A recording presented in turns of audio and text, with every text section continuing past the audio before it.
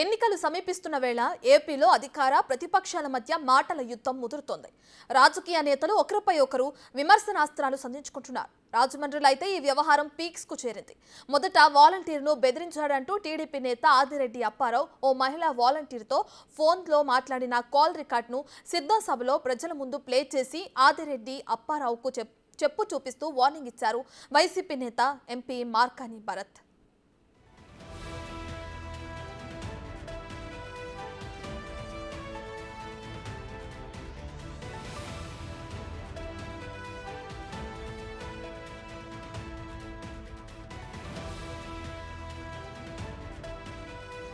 దీనితో భారత వార్నింగ్ పై ఆదిరెడ్డి అప్పారావు స్పందిస్తూ భరత్వి పిల్లకాకి చేష్టలని ననుభవ రాహిత్యమని అన్నారు. వైఎస్ఆర్సీపీకి ఓటు వేయకపోతే పథకాలు తీసేస్తామని వాలంటీర్ ప్రజలను బెదిరించడంతో ఆ వాలంటీర్తో ఫోన్లో మాట్లాడి అలా అనవద్దని చెప్పడం జరిగిందని తెలిపారు.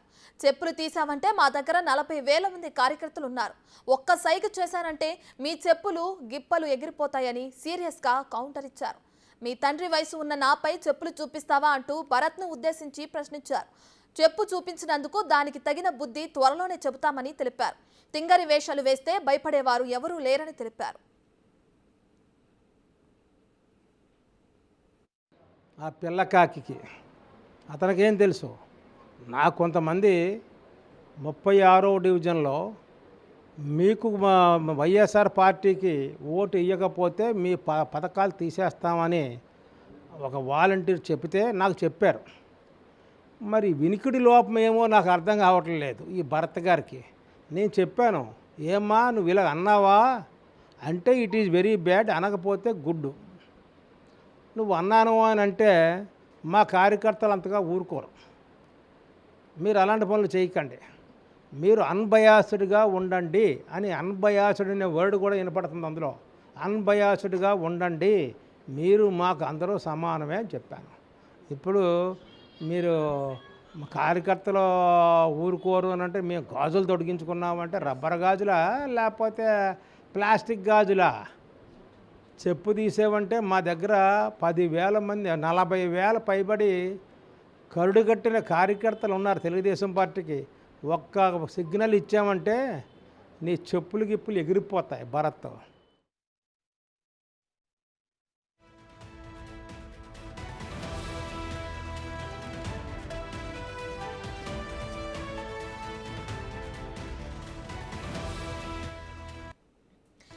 ఎన్నికలు సమీపిస్తున్న వేళ ఏపీలో అధికార ప్రతిపక్షాల మధ్య మాటల యుద్ధం ముదురుతోంది.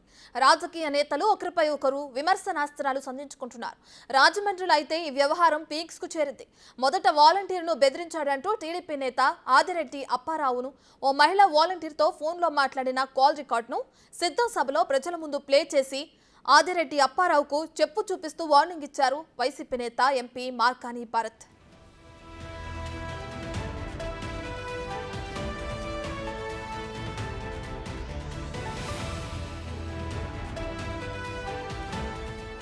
దీనితో భరత్ వార్నింగ్ పై ఆదిరెడ్డి అప్పారావు స్పందిస్తూ భరత్వి పిల్లకాకి చేష్టలని అనుభవ రాహిత్యమని అన్నారు. వైఎస్ఆర్సీపీకి ఓటు వేయకపోతే పథకాలు తీసేస్తామని వాలంటీర్ ప్రజలను బెదిరించడంతో ఆ వాలంటీర్తో ఫోన్లో మాట్లాడి అలా అనవద్దని చెప్పడం జరిగిందని తెలిపారు.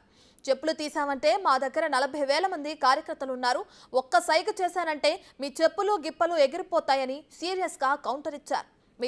మీ తండ్రి వయసున్న వారిపై చెప్పులు చూపిస్తావంటూ భరత్ను ఉద్దేశించి ప్రశ్నించారు. చెప్పు చూపించినందుకు దానికి తగిన బుద్ధి త్వరలో చెబుతామని తెలిపారు. తింగరి వేషాలు వేస్తే భయపడేవారు ఎవరూ లేరని తెలిపారు.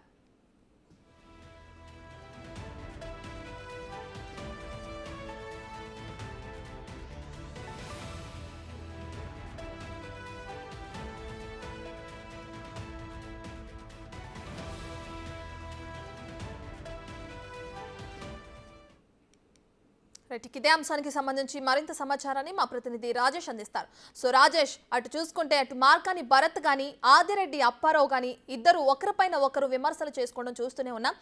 దీన్ని ఇప్పుడు రాజకీయాలు అనంటే ఏపీలో ఎలక్షన్స్ దగ్గర పడుతున్నాయి కాబట్టి ఇలా ఒకరి మీద ఒకరు ఇవి ఆరోపణలు చేసుకోవడం వల్ల ప్రజల్లో ఎక్కువ ఇది వస్తుందని చెప్పి ఇటువంటి ఆరోపణలు చేసుకుంటున్నారా? చెప్పు చూపించే సంస్కృతిని మళ్ళీ మొదలు పెట్టారనుకోవచ్చు అంటారా? సో ఓవరాల్గా దీన్ని ఎలా చూడొచ్చు అంటారు? గుడ్ మార్నింగ్ రత్న. ఎన్నికలు దగ్గర పడే కొద్దీ రాజమండ్రిలో అర్బన్లో రాజకీయం మరింత వేడెక్కింది. నిన్న సిద్ధం పేరుతో రాజమండ్రి సిటీలో స్థానిక సుబ్రహ్మణ్య మైదానంలో మా వైసీపీ భారీ బహిరంగ సభ ఏర్పాటు చేసింది. బహిరంగ సభలో మొత్తం రాజమండ్రి ఎంపీ మార్గాని భరత్, అలాగే వైసీపీ సీనియర్ నేతలు కొడాలి నాని, పేర్ని నాని, ఇతర సీనియర్ నేతలందరూ కూడా పాల్గొన్నారు. ఈ సభలో భరత్ ఆదిరెడ్డి కుటుంబాన్ని చూపిస్తూ ఒక ఘాటుగా కొన్ని ఆరోపణలు చేశారు. దాంట్లో ఆదిరెడ్డి అప్పారావు ఆయన వ్యక్తి ఒక వాలంటీర్ను బెదిరించారని చెప్పి ఆయన ఆడియో వినిపిస్తూ ఆదిరెడ్డి అప్పారావు ఆయన చూసి వాలంటీర్లు భయపడాల్సిన అవసరం లేదు, వాళ్ళందరికీ వాలంటీర్ల అక్కచెల్లెలందరూ కూడా నా తోబుట్టులే, అయితే వాలంటీర్ల జోలికి వస్తే ఏం చేయాలి అంటూ ఎంపీ భరత్ చెప్పు చూపించడంతో దెబ్బతో రాజకీయాలన్నీ ఒకసారిగా వేడిక్కాయని చెప్పాలి.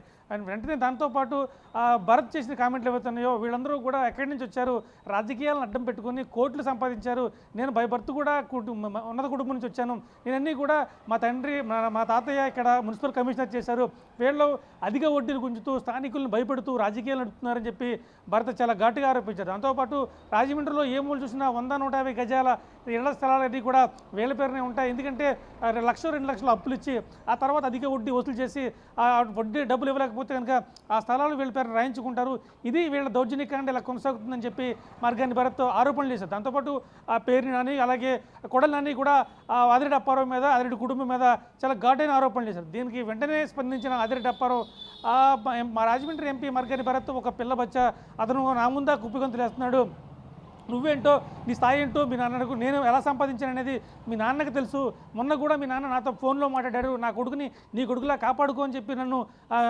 బతులాడుకున్నారు, ఇప్పుడు దాకా నీ మీద నీ దృష్టి పెట్టలేదు, ఇక నుంచి ఖచ్చితంగా నీ మీద దృష్టి పెడతాను, ఖచ్చితంగా నేను వడ్డీ వ్యాపారం చేశాను కానీ నీతిగా నిజాయితీగా సంపాదించాను, ప్రతి సంవత్సరం ఇన్కమ్ ట్యాక్స్లు కట్టాను, ఒకసారి నా ట్రాక్ రికార్డ్ చూసుకో అని చెప్పి ఆదిరెడ్డి అప్పారావు కూడా చాలా కౌంటర్ ఇచ్చారు. అలాగే వాసు కూడా ఇటీవల కాలంలో తను కనుక అన్యాయంగా అక్రమంగా సంపాదించినట్లయితే ఎవరైనా సాక్ష్యాధారాలు ఉంటే కనుక నా ఆస్తి మొత్తం రాసిస్తాను, ఎవరైనా నా వల్ల నేను డబ్బులు ఇచ్చిన వాడి వల్ల ఎవరైనా నా వల్ల బాధపడుంటే నిరూపిస్తే కనుక ఖచ్చితంగా నేను రాజకీయాలు తప్పుకుంటాను, దానికి నువ్వు సిద్ధమని చెప్పి ఆదిరెడ్డి వాసు కూడా చాలా స్ట్రాంగ్ కౌంటర్ ఇచ్చే పరిస్థితి. ఏది ఏమన్నా కానీ ఇటీవల కాలంలో గత వారం 10 రోజులు చూసుకుంటే రాజకీయాలు కాస్త వేడిగానే ఉన్నాయి. అయితే నిన్న జరిగిన సిద్ధం సభలో ఎంపీ మార్గాని భరత్ చెప్పు చూపించడం ఏదైతే ఉందో అందరూ కూడా రెండు పార్టీలు కూడా దీనికి ముక్తకంఠంగా ఖండిస్తున్నాయి. దాంతో నేను ఆదిరెడ్డి అప్పారావు గారు కూడా నువ్వు ఒక చెప్పు చూపిస్తే నా దగ్గర తెలుగుదేశం కార్యకర్తలు 40,000 మంది ఉన్నారు, 40,000 మంది చెప్పు చూపిస్తే నువ్వేమైపోతావు, ఇటువంటి రాజకీయాలు చేయడం కరెక్ట్ కాదు, ఏదైనా రాజకీయాల్లో హుందాతనం ఉండాలి, నీ తండ్రి వయసు ఉన్నవాడిని నేను, నన్ను నా మీద చెప్పు చూపించడం అది నీ విజ్ఞతకి వదిలేస్తున్నాను, కానీ నిన్ను మాత్రం ఈ రాజకీయంగా ఎదుర్కొంటే సిద్ధంగా ఉన్నాం, తెలుగుదేశం పార్టీ కావచ్చు రాజమండ్రి సిటీ నుంచి ఖచ్చితంగా గతంతో పోల్చుకుంటే గత 33,000 ఓట్లు వచ్చినాయి, ఈసారి 50,000 పైచలకు మెజారిటీతో రాజమండ్రి సిటీ నుంచి ఆదిరెడ్డి వాసు అసెంబ్లీకి వెళ్ళబోతున్నారు, మీరు చేసిన కార్యక్రమాలు ఏవైతున్నాయో వైసీపీ చేసిన సంక్షేమం పేరుతో చేస్తున్న దోపిడీ ఏదైతే ఉందో ఖచ్చితంగా ప్రతి విషయాన్ని కూడా ప్రజల ముందు పెడతాం, ప్రజా కోర్టులో పెడతాం, మీకు తగిన శిక్ష పడేలా చేస్తామని చెప్పి ఆదిరెడ్డి అప్పారావు చాలా స్పష్టంగా చెప్పారు.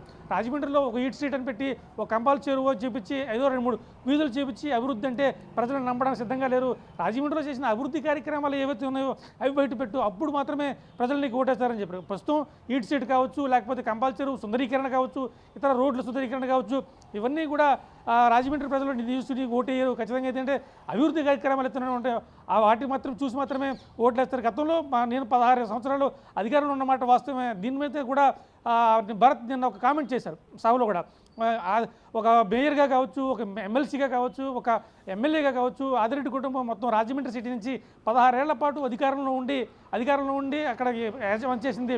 సో ఈ 16 ఏళ్లలో ఆదిరెడ్డి కుటుంబం రాజమండ్రికి ఏం చేసింది అనే విషయంపై ఆయన చాలా సూటుగా స్పందించారు. అయితే దీనికి కూడా ఆదిరెడ్డి అప్పారావు కౌంటర్ ఇచ్చారు. 16 ఏళ్ళు అధికారంలో ఉన్నప్పటికీ మేము ప్రతిపక్షంలో ఉన్నాం, ఎప్పుడైనా సరే మేయర్గా చేసినప్పుడు అక్కడ తెలుగుదేశం పార్టీ అధికారంలో ఉంటే అధిష్టానం మాత్రం కాంగ్రెస్లో ఉంది, సో అప్పుడు నిధులు ఇవ్వకుండా రాజమండ్రిని చాలా ఇబ్బంది పెట్టారు, అయినప్పటికీ కూడా సాధ్యమైనంత వరకు రాజమండ్రి సిటీలో ఎంతో కొంత అభివృద్ధి జరిగిందంటే కేవలం అది ఆదిరెడ్డి అధికారంలో మాత్రమే జరిగిందని చెప్పి చాలా సూటిగా స్పందించారు. ఏది ఏమన్నా ప్రస్తుత రాజకీయాలు మాత్రం రాజమండ్రిలో మిగతా తూర్పుగోదావరి జిల్లాలో 19 కాన్స్టిట్యున్సీలు ఉన్న రాజమండ్రిలో మాత్రం కొంచెం ఘాటుగా విమర్శలు జరుగుతున్నాయి, అలాగే లోతైన విమర్శలు జరుగుతున్నాయి. అంటే వ్యక్తిగతంగా విమర్శలు కావచ్చు, చెప్పు చూపించడం కావచ్చు, కొంచెం ఒక రకంగా ఘాటుగానే ఈ చర్యలు జరుగుతున్నాయి. మొత్తం చూసుకుంటే ఆదిరెడ్డి వర్సెస్ మార్గాని భరత్రామ్ రెండు వర్గాలు కూడా ఎవరికి వాళ్ళు తగ్గేది లేదంటూ ఎవరు తోచినట్టుగా వాళ్ళు ఆరోపణలు చేస్తూనే ఉన్నారు, వాళ్ళకి కౌంటర్లు ఇస్తూనే ఉన్నారు. మొత్తం రాజకీయాలు మాత్రం రోజు రోజుకి వేడుతున్నాయి. దానితో నేను జరిగిన సిద్ధం సభలో ఈ వేడి మరింత రాజుకుందని చెప్పాలి. మరి భవిష్యత్తులో కూడా ఇలాగే కౌంటర్ కొనసాగిపోతుందా ఏంటి అనేది మాత్రం వేచి చూడాల్సిన పరిస్థితి ఉంది రత్న. రైట్ రాజేష్, అయితే రాజకీయ నేతలన్నా ఎన్నికలన్నా ఒకరిపై ఒకరు ఆరోపణలు చేసుకుంటాం, కామెంట్స్ చేసుకుంటాం అనేది మనం నార్మల్గా చూస్తూనే ఉంటాం. అయితే ఇక్కడ చూసుకుంటే ఇటు రాజమండ్రిలో ఇటు వాలంటీర్ని బెదిరించాడంటూ ఇటు భరత్ చెప్తున్నారు. ఆదిరెడ్డి అప్పారావు మాత్రం ఆ వాలంటీర్ పథకాలని ఆపేస్తాం, వైఎస్ఆర్సీపీకి ఓటేకపోతే అనడం వల్లే నేను మాట్లాడానని అంటున్నారు. సో ఇష్యూ ఏదైనప్పటికీ ఒకరిపైన ఒకరు ఆరోపణలు చేసుకునే ఉంటాం, కానీ ఒక తండ్రి వయసున్న అతనికి చెప్పు చూపించి ఈ విధంగా భరత్ రియాక్ట్ అవ్వడాన్ని ఎలా చూడొచ్చు అంటారు? ఖచ్చితంగా నిన్న సభలో భరత్ ఆ ఆడియో ప్లే చేశాడు. ప్లే చేసిన తర్వాత ఆయన ఆదిరెడ్డి అప్పారావు కూడా నీ ఉద్యోగం ఏదైతే ఉందో చేసుకో, కానీ నా దృష్టికి వచ్చింది కొన్ని ప్రభుత్వ కార్యక్రమాలు కావచ్చు, బలవంతంగా చేసే తెలుగుదేశం పార్టీపై అసత్య ఆరోపణలు చేసే ప్రయత్నం జరుగుతున్నట్టు తెలుస్తుంది. అటువంటి దృష్టి ఉంటుంది, నీకు వృత్తిపరంగా ఏ కార్యక్రమాలన్నా చేసుకో, కానీ పార్టీ వ్యతిరేకంగాను అలాగే వైసీపీకి పార్టీ కార్యకర్తగాను పనిచేస్తున్నామని తెలిస్తే ఖచ్చితంగా నేను దృష్టిలో పెట్టుకుంటాను, తగిన చర్యలు ఖచ్చితంగా అధికారంలోకి వచ్చిన తగిన చర్యలు ఖచ్చితంగా ఉంటాయని చెప్పి ఆయన ఆరోపణలు చేశారు. ఆయన వాయిస్ అక్కడ వినిపించాడు భరత్. దానికి భరత్ కంటిన్యూ చేస్తూ భరత్ అప్పుడు మాట్లాడుకున్నాడు. మనం ప్రత్యక్షంగా చూస్తున్నాం, ఆదిరెడ్డి అప్పారావు గారు ఈ రకంగా మాట్లాడుతున్నారు. ఖచ్చితంగా వాలంటీర్ను బెదిరించే ప్రయత్నం చేశారు. ఒక అక్క చెల్లెమ్మ నా చెల్లిని బెదిరించాలని చూశాడు, అలాగే వాలంటీర్ వ్యవస్థ అందరినీ కూడా బెదిరించాలని చూస్తున్నారు. ఖచ్చితంగా వాలంటీర్లు ఉన్న అక్క చెల్లెళ్ళు అన్నదమ్ములందరూ కూడా నా తోబుట్టులే, వారి జోలికి వస్తే చూస్తూ ఊరుకోను అంటూనే ఇటువంటి వారిని ఏం చేయాలి అంటూ చెప్పు చూపించాడు. దాంతో అందరూ కూడా ఒకసారిగా కంగుదిన పరిస్థితి ఉంది. ఆ చెప్పు చూపించడంతో మొత్తం అందరూ కూడా కంగుదిన్నారు. మిగతా బయట విషయాలు కూడా చూసుకుంటే ఆదిరెడ్డి ఆ చెప్పు చూపించడం అనేది కరెక్ట్ కాదనేది అన్ని రాజకీయ పార్టీల నుంచి కూడా వస్తున్న అభిప్రాయమే. ఎందుకంటే తండ్రి వయసు ఉన్న వ్యక్తి, అలాగే ఒకవేళ ఆరోపణలు ఉంటే రాజకీయాలు హుందాతనం కోల్పోయిందనే విషయం ఖచ్చితంగా చెప్పచ్చు. ఎందుకంటే ఆరోపణలు ప్రత్యారోపణలు ఉంటాయి, కానీ వాటిలో డిగ్నిటీ ఉంటుంది, హుందాతనం ఉంటుంది. అవన్నీ కూడా లేకుండా అంటే ఒక స్థాయి కింద దిగి మాట్లాడటమే. కొన్ని పద్ధతులు ఉంటాయి, కొన్ని హోదా ఉంటుంది, కొన్ని విలువలు మెయింటైన్ చేయాల్సి ఉంటుంది. సో ఇక్కడ చెప్పు చూపించడం అనేది కాస్త విలువకు తగ్గ స్థాయి కాదు. వాళ్ళ స్థాయికి తగ్గ ఒక భర్త కావచ్చు, లేకపోతే మార్గాని ఆదిరెడ్డి అప్పారావు కావచ్చు, మరొకరు కావచ్చు.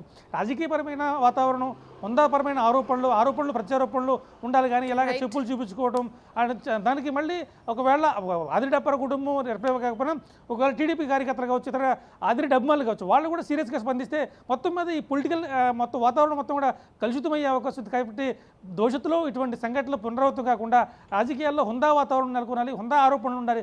ఆరోపణలు ప్రత్యారోపణలు తప్ప ఇటువంటి చౌకబరతనం ఆరోపణలు కానీ ఇలా అంటే కొంచెం దిగజారిన ఆరోపణలు, దిగజారిన చేష్టలు చేయకూడదు అనేది రాజకీయ నాయకుల, సీనియర్ నేతల అభిప్రాయంగా చెప్పుకోవచ్చు. Ratna. Right, thank you Rajesh.